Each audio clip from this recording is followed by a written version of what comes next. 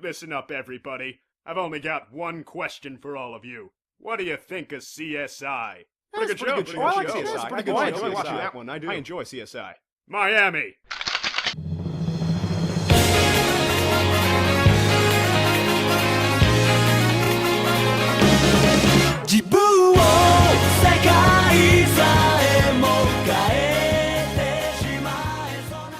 What up guys, it's me, Shinta-sama. I'm back with my first anime review. I just wanted to wish you a happy new year. It was actually Christmas when I filmed this, but I figured it wouldn't be uploaded till 2014, so happy new year in advance. So as you could see from the intro, I'll be reviewing Code Geass today. The full name is Code Geass Lelouch of the Rebellion, or however you say that. It's a fairly old anime.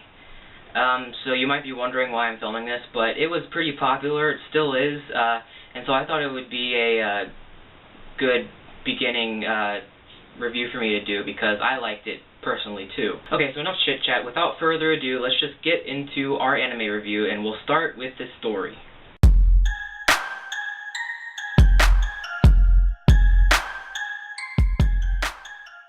So the story of Code Geass is set in the future when most of the world belongs to one of three major superpowers: the Empire of Britannia, the Chinese Federation, and the European Union. So in the year 2017, we see Britannia beginning a campaign against Japan in order to gain access to their underground resources, which is kind of interesting because Japan really has none. Whoops. With Japan using their new Nightmare Frame technology, the battle is won within a month. You're probably wondering what nightmares are. Nightmares are big robots that are piloted from the inside by people. After Japan surrenders, Britannia forms it into a colony and renames it Area 11. Japan's citizens become known as 11s. They're forced to live in ghettos across the country while Britannians move into the cities. The story centers around Lelouch, a young Britannian prince who, along with his sister, was exiled to Area 11 following his mother's murder. He is pretty much living the normal life of any high-end Britannian in Area 11, until one fateful day when he gets caught up in a terrorist incident and receives a power known as Geass. He then decides to use this power to try and overthrow the Britannian Empire in order to avenge his mother's death and create a more peaceful world for his sister Nunnally. He gathers a group of individuals to help him, takes on the Alliance Zero, and then begins to carry out his plan. Now before I go any further, I should probably talk a little bit more about Geass. Geass is a power that varies from person to person, but Lelouch's allows him the ability of absolute command. That is, the ability to tell anyone to do anything, and they'll do it. Other featured Geass powers include mind reading, changing people's memories, and more. One of the big reasons I like this anime a lot was the story. One of the reasons I liked it was because it was well paced. It didn't speed up or slow down too much. And if it did speed up or slow down, it did it at the right time. They did it just perfectly so that the end of each episode left me wanting more. Another thing I liked is that although technically Code Geass is a mecha anime, it's not really a mecha anime. I say this because although a large part of it did involve giant robots fighting each other, that's not really what it focused on. It focused more on the strategic element of the battles. So although I'm not usually really drawn to mecha anime, this one really drew me in because it's not your typical mecha anime. It's not your typical Gundam or Evangelion. But although I do have a lot of good to say about the story of this anime, there are a few things that irked me, such as why wasn't the contract between Lelouch and CC explained till almost episode 20? I mean, when CC offered Lelouch the proposal for the contract, he didn't even ask what the details were. He just signed it. He was kind of like, do I get superpowers? Yes. Done deal. And when she finally does tell him what she wants, he is just like, you're immortal, and you want to be dead. That's crazy talk, woman, crazy talk. So here's the lesson you can learn from Code Geass. When you sign something, always know what you're getting yourself into. And then there was one other thing that annoyed me. Okay, so imagine you've just been shot, and you were pretty near death. You wake up in the hospital room, and a scientist suddenly asks you if you want the keys to a giant fighting robot for no explicable reason.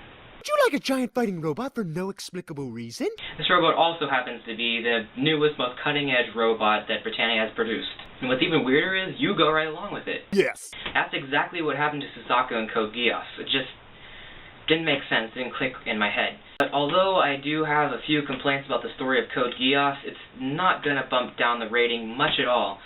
So I'm still giving Code Geass a 9 out of 10 for the story. That's it for the story of Code Geass. Let's move on to our next aspect, the characters.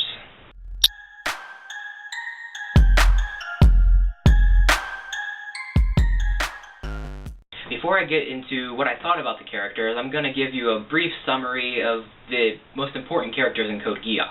So we're going to start with our main character, Lelouch. So Lelouch's real name is Lelouch V. Britannia, but while he's in Area 11, he goes by his mother's last name, which would make him Lelouch Lamp Rouge. I hope I'm saying that right. I've already told you a lot about him, just an average teenager who just happens to have a superpower that he uses to try and overthrow an entire empire. But other than that, he's just normal. I can't really tell you much more about Lelouch without giving away any major spoilers, so we're going to move on to our next character, Cece. Cece, aka Fanservice number 1, is the main female lead of this series. She is the one that gave Lelouch his Geass power. After the first episode, she basically disappears, only to come back a few episodes later to become Lelouch's main aide in his mission, as well as his roommate. I decided I'm going to be staying here for a while. Anger!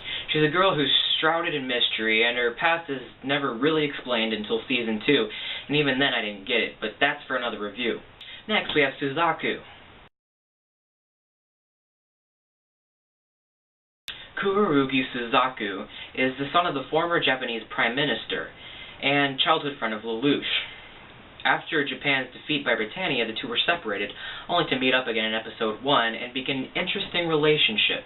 They meet up several times on the battlefield, and while Lelouch knows that it's Suzaku he's fighting, Suzaku does not know that Zero is in fact his friend Lelouch. But there's an even greater reason that Suzaku is a vital character to this anime, and I'll go over that later. But for now, let's move on to our next character, Kallen. Kallen, aka Fanservice 2, is a half-Japanese, half-Britannian girl who was involved in the terrorist incident in Episode 1. She joins Lelouch's school under disguise and later becomes part of his group, the Black Knights.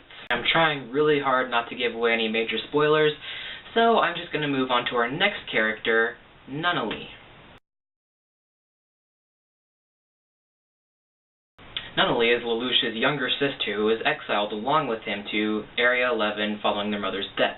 As a result of their mother's death, Nunnally was left both blind and crippled and requires a maid to help her. And although Lelouch's motive does become more selfish during the course of the series, Nunnally still remains an important character. Then there's Shirley, aka Fanservice 3. She's a pretty minor character and doesn't really deserve a picture.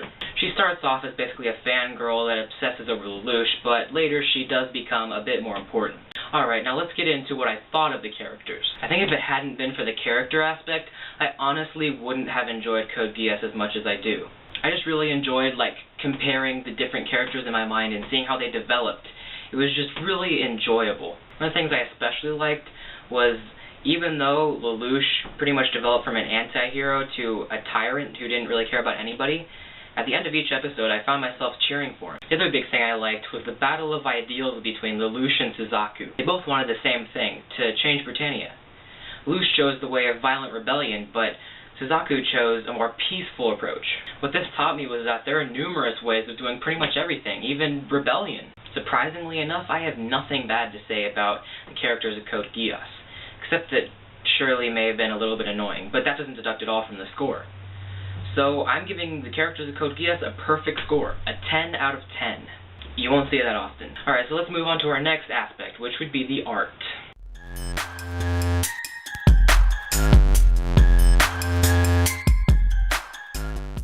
Overall, I think Code Geass is a well-rendered, well-animated series with a unique art style, which is actually, in my opinion, slightly old-fashioned looking. Not that that's a bad thing or a good thing. Although this anime didn't focus a lot on the mecha battles, they did give the robots cool designs, and the characters' faces showed a lot of expression, especially the eyes. But although I did enjoy it overall, I do have a few complaints. There was a little bit of inconsistency in the animation at times, just a little few things here and there, not anything the untrained eye could see. And the character designs were good, but I do have to deduct because the men had no waist. And by waist, I mean pelvis. What kind of cancels that out was that the action scenes were really well done.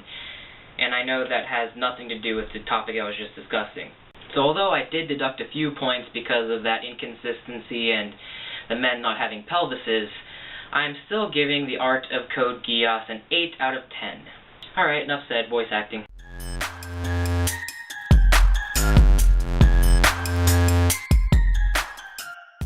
One thing I need to say before I go into detail about the voice acting is that I watch subbed, not dubbed anime, which means I will be criticizing the Japanese voice actors, not the American voice actors. So what did I think about the voice acting? It was good. I think all the voices were good, especially Lelouch's. They all portrayed really good expression, and you could tell the voice actors actually cared about their job. Even so, for some inexplicable reason, I just don't feel comfortable with giving the voice acting a perfect score. So instead, I'm going to take off 1 point and give it a 9 out of 10. Now, let's move on to our next and final aspect, music.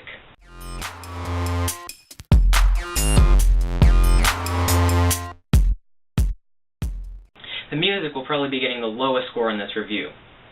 Why? Well, it's true I did like the first opening of Code Geass. It was well done, and the song was catchy. It would have even been good if it hadn't been attached to an anime. Once the second opening came out, it kinda downgraded. And the credit music didn't impress me at all. So although the first opening bumps up the score a lot, I'm still only giving the music of Code Geass a 7 out of 10. While I'm done reviewing all 5 aspects of Code Geass, does anybody remember what it's time for? You have horrible memories. Let me refresh your memory. When I reviewed all 5 aspects of an anime, it's time for...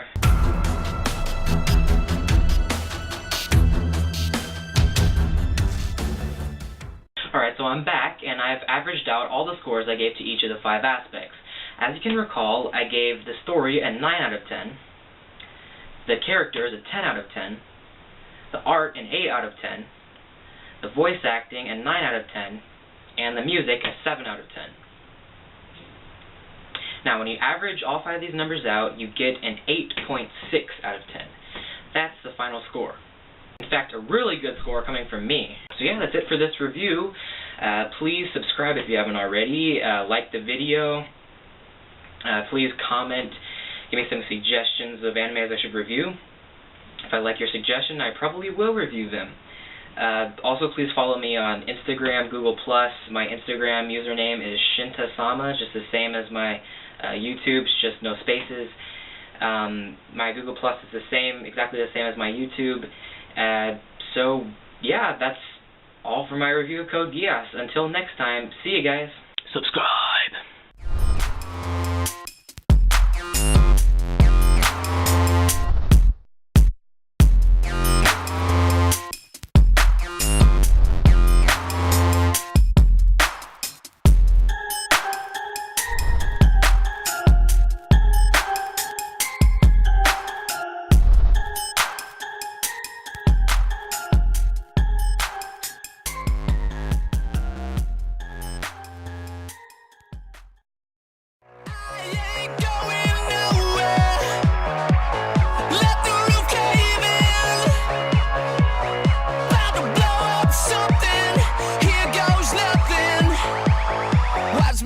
Cray button.